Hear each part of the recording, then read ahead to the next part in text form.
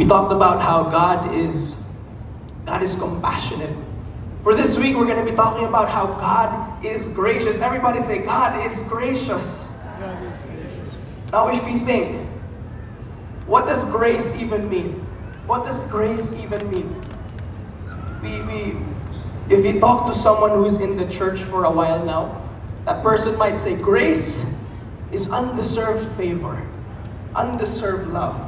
That grace is freely given.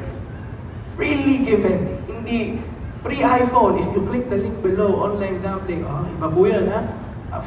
Grace is freely given. And we use the word grace. Oh my gosh, natapon. We use the word grace in a lot of ways in our lives. When we pray the Hail Mary, we say, Hail Mary, full of grace. You know, there's just something that I noticed. Have you watched the Project Hail Mary? Can you raise your hand? I know this is a great movie, by the way. If you watched it, the ship's name is Project Hail Mary, and there's only one person in that ship, Grace. So it's literally Hail Mary, full of grace. So I don't know, maybe the director is Catholic or something. Just interesting. If we address the Archbishop, we say, Your Grace. Before we eat, we say, let's say grace. If we see someone who's dancing really good, she dances gracefully. Or even in the parking. In the parking, kapag it's less than 15 minutes, you have a grace period. And ito just this morning, personal experience. I submitted my slides already last night. Pero while I was practicing during the morning, I noticed na meron akong typo. And so I had to message si Sheng, if she's there, si Sheng, that yung slides ko may typo, medyo mali, pangit pakinggan, so can we change it? And mahirap kasi yun kasi lalagay mo pa sa program, download mo pa, para ganun. So nahihiya ako. So I said, Sheng, I'm sorry. And you know what she said? She said, it's okay, bro. God is gracious. So can we give a hand to si Sheng? Are you there? Hindi ko nakikita eh. Yeah, there we go. Thank you. Kaya for all of us here and all the servants, wag po tayong mag-away. Okay, magkakakampi po tayo dito.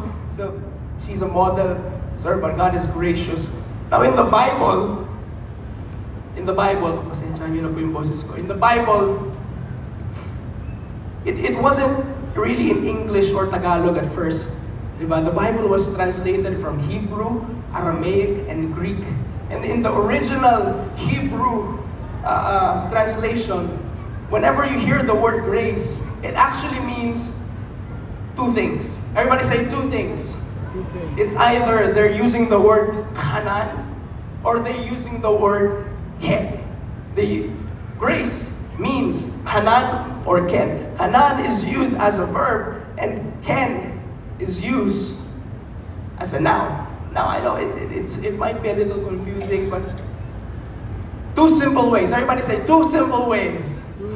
Two simple ways on how we could define grace. Number one, grace is seeing beauty. Now, if you look at the Bible, they didn't just use the word grace for religious reasons. They used the word grace even in things like this. In Proverbs 1 verse 9, for they are a graceful, they use the word ken, for they are a graceful garland for your head and pendants for your neck. They were talking about accessories. They were talking about beauty, beautiful accessories. And so, grace is seeing beauty. Grace is seeing beauty. I remember whenever I ride the airplane, I love looking at the window. Kahit nasa row seats ako, pipilitin ko talagang silipin yung bintana because I really love looking outside and seeing all the mountains and the clouds and seeing kapag gabi, the lights, it look like it's twinkling, parang laruan. And I always say, grabe, Lord, ang ganda. That is grace. Seeing beauty, that is grace. There was this one time, my father, my dad and I, we went out of the house. And then when we opened the gate, right in front of us, dun sa kalye, dun sa street, sa harap ng bahay namin, there were chalk drawings on the floor. Na kung ano-ano, iba dun yung pang hopscotch, di ba? Yung iba dun pang yung mga drawing ng mga bata, yung mga star, may rainbow, may aso, ganyan. And dun sa bintana namin, meron kasing space doon. May nakapatong doon na isang plastic ng chalk. Na kung ano-anong kulay ng chalk, iba-ibang klaseng chalk, ganyan. Some people, if they see that, they would say this, "Ano naman to, mga bata na to? Ang kalat naman sa harap ng bahay namin, talagang dito pa. Pag nakaputi akong sapatos, dinadumihan to." Tapos ano ba, iniwan pa talaga. Iniwan pa talaga dito yung plastic ng chalk nila. Hindi lang magkinuha. Ano ba yan? Some people, not all, some people might react that way.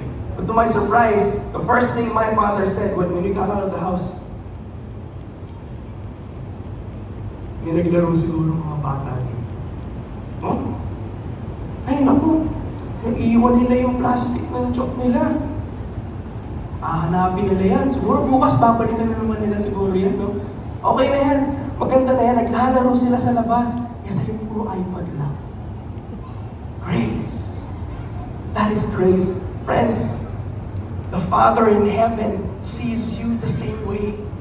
Messy as you are, no matter how many pimples or stretch marks you have, imperfect as you are, sinful as you are, God sees you and He says, "My beautiful child." With a smile on His face, "My beautiful daughter, my handsome son." Hindi naman katabi mo, handsome son. Sure ka? In God's eyes, kahit di ka maniwala na gwapo yung katabi mo, in God's eyes, whenever He sees you messy, sinful as you are, He says, "That's my beautiful child." Grace. Everybody say, grace. That's one way. Second way, grace is stooping down. Now in the Bible, if you use the word grace, or in this case, kanina diba ken? In this case, you use the word naman kanan. In the Bible, in the context of relationships, it means that it is someone who is in a higher status in life, stooping down, bending down to someone who is in a lower status in life.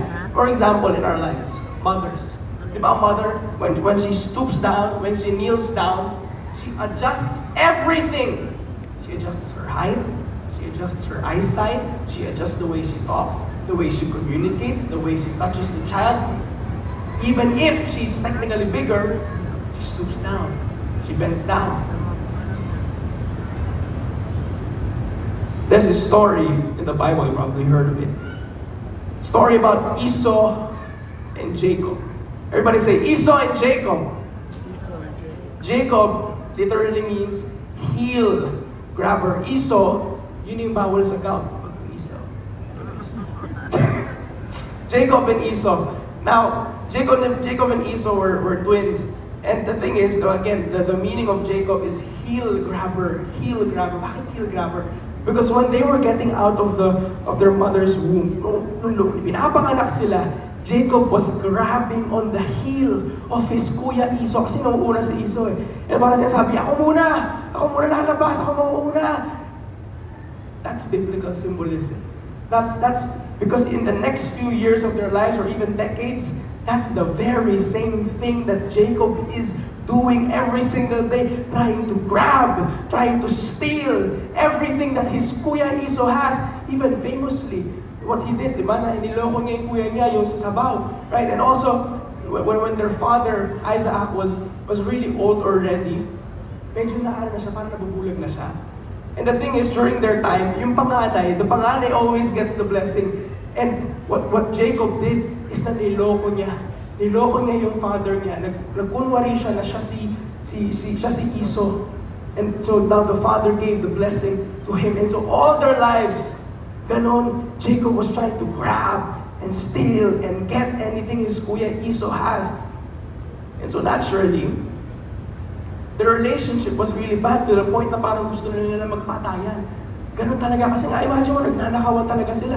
Tayo nga, di ba, in our own lives, mga agawang lupa sa pamilya, di ba, nagkakaaway-away tayo dyan. Yung hatian nga lang sa pizza, pinag-aawayan natin. So, eventually, the good news is, Jacob actually changed. Because Jacob met God. And now, Jacob met God. He didn't just meet God. Dana White of the UFC actually coordinated with God and Jacob, and they created a wrestling match between God and Jacob. Just like that, literal wrestling match between Jacob. And ever since that day, Jacob was never the same. Ikaw ba naman makipag-wrestling sa gumawa ng universe to God Himself? Ikaw ba naman?